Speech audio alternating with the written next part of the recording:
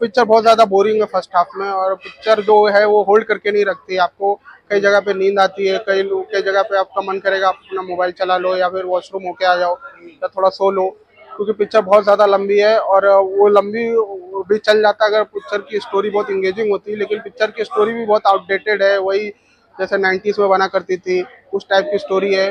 तो पिक्चर की स्क्रिप्ट मेरे को लगता है सही नहीं। बाकी नागार्जुना को मुझे लगता है बहुत ही वेस्ट कर दिया। वो इतने खतरनाक एक्टर है, इतने बहुत बड़े विलन है, इतने बड़े एक्टर है साउथ के, तो उनको बहुत ही छोटा सा रोल दिया और उसमें भी उनको कुछ करने नहीं दिया। कई बार होता है रोल छोटा हो, लेकिन उस छोटे से रोल में भी एक्टर को बहुत कुछ करने दिया जाता है, या वो पूरा सीन ही उस एक्टर को दिया जाता है। तो यहाँ पे नागार्जुना को भी वेस्ट किया है। बाकी आमिर खान का कैमियो वही वॉर फिल्म के कैमियो की तरह ही यहाँ पे भी अननेसेसरी लग रहा है, पिक्चर एंड होने के बाद ही आता है। तो उस कैमियो का भी फिल्म की स्टोरी से कुछ लेना देना नहीं है। तो मैं हेलो एंड वेलकम टू फिल्मी फजल। आज मेरे साथ मौजूद है आसिफ भाई। क्या बोलते हैं आसिफ भाई, बहुत बहुत स्वागत है आपका फिल्मी फजल में। फाइनली आपने देख लिए है कूली द पावर हाउस, कैसी लगी बात को?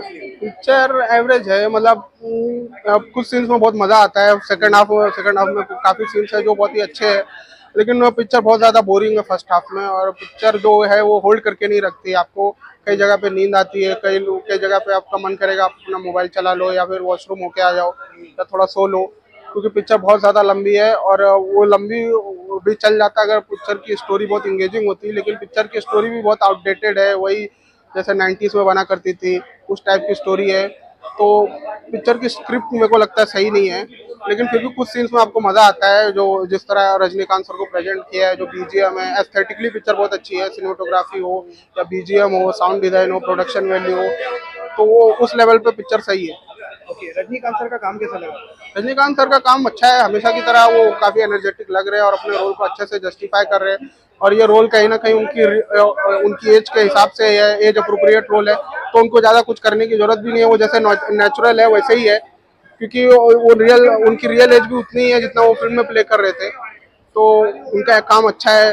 और जो श्रुति हसन, उसका तो पूरे चेहरे पे एक ही, पूरे पिक्चर में एक ही सिंगल एक्सप्रेशन है, लेकिन फिर भी उसने ठीक ठाक ही काम किए, लेकिन एक्टिंग मेरे को उसकी सही नहीं लगी।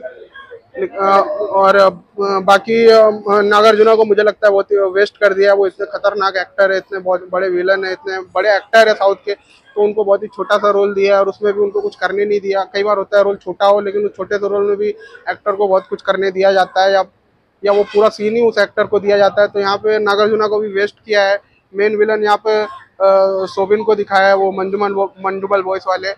तो नागार्जुना सर का मेरे को लगा वेस्ट हो गए।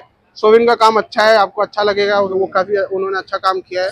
बाकी आमिर खान का कैमियो वही वॉर फिल्म के कैमियो की तरह ही यहाँ पे भी अननेसेसरी लग रहा है, पिक्चर एंड होने के बाद ही आता है। तो उस कैमियो का भी फिल्म की स्टोरी से कुछ लेना देना नहीं है, तो मेरे को मजा नहीं आया। ओके, एक्शन कैसा लगा मूवी का? एक्शन सही है, एक्शन बहुत ही रॉ है, बहुत ही रियलिस्टिक है और बहुत ही ब्रूटल एक्शन है, इसलिए फिल्म को ए सर्टिफिकेट भी मिला है। क्योंकि फिल्म को ए सर्टिफिकेट सिर्फ दो ही चीज के लिए मिलता है, या तो ब्रूटैलिटी के लिए या फिर न्यूडिटी के लिए। तो न्यूडिटी तो है नहीं कुछ फिल्म में, ब्रूटल वायलेंस है, एक्शन है, तो इसलिए ए सर्टिफिकेट मिला है। और उन्होंने कुछ भी ऐसा नहीं है कि तो कुछ भी टोन डाउन करने की कोशिश नहीं की है, उन्होंने पूरा दिखाया है, काटने को, कूटने को, हर चीज को। तो बहुत ही रियलिस्टिक एक्शन रखा है उस एरा के हिसाब से, तो एक्शन सही है। ओके, लोकेश कनगलकर जी का डायरेक्शन है, कैसा लगा हुआ आपको? डायरेक्शन ठीक ठाक ही है, लेकिन उनका डायरेक्शन मेरे को अभी भी विक्रम में ज्यादा अच्छा लगता है। अभी जो उनकी लास्ट पिक्चर थी लियो, उसमें उनका डायरेक्शन एवरेज था, इसमें मैं बोलूंगा बिलो एवरेज है, क्योंकि वो पूरी पिक्चर में उनका डायरेक्शन दिखता नहीं है। कुछ सीन्स है जहाँ उन्होंने बहुत ही कमाल का डायरेक्शन किया है, लेकिन कुछ सीन्स ऐसा लग रहा है कि भाई पता नहीं कौन अनाड़ी डायरेक्टर है। तो वो डायरेक्टर वही होता है जिसका डायरेक्शन पूरी पिक्चर में अच्छा हो। एक दो सीन आप अच्छा बना रहे हो, फिर एक दो सीन बेकार बना रहे हो, तो फिर मेरे को लगता है फिर वो डायरेक्शन सही नहीं है। अगर पूरी पिक्चर में ही उनका डायरेक्शन जबरदस्त होता तो मैं जबरदस्त बोलता, लेकिन कुछ सीन्स में अच्छा है, कुछ सीन्स में नहीं है, तो उनका डायरेक्शन भी एवरेज ही है। ओके, उपेंद्र सर भी है, उनका काम कैसा लगा? उपेंद्र का देखिए, उनका बहुत ही छोटा सा रोल है, बहुत ही लास्ट में आते हैं वो 5-10 मिनट के लिए, कैमियो है एक्चुअली। तो उसमें उनके पास करने के लिए कुछ नहीं, वो आते हैं तो भी आके भी सिर्फ एक्शन ही करते हैं, एक्टिंग कुछ नहीं करते, लेकिन फिर भी ठीक ठाक ही है उनका भी काम। ओके, और इसमें सत्याराज सर भी है, उनका काम कैसा लगा? ये देखिए, सत्यराज का कुछ काम ही नहीं है एक्चुअली।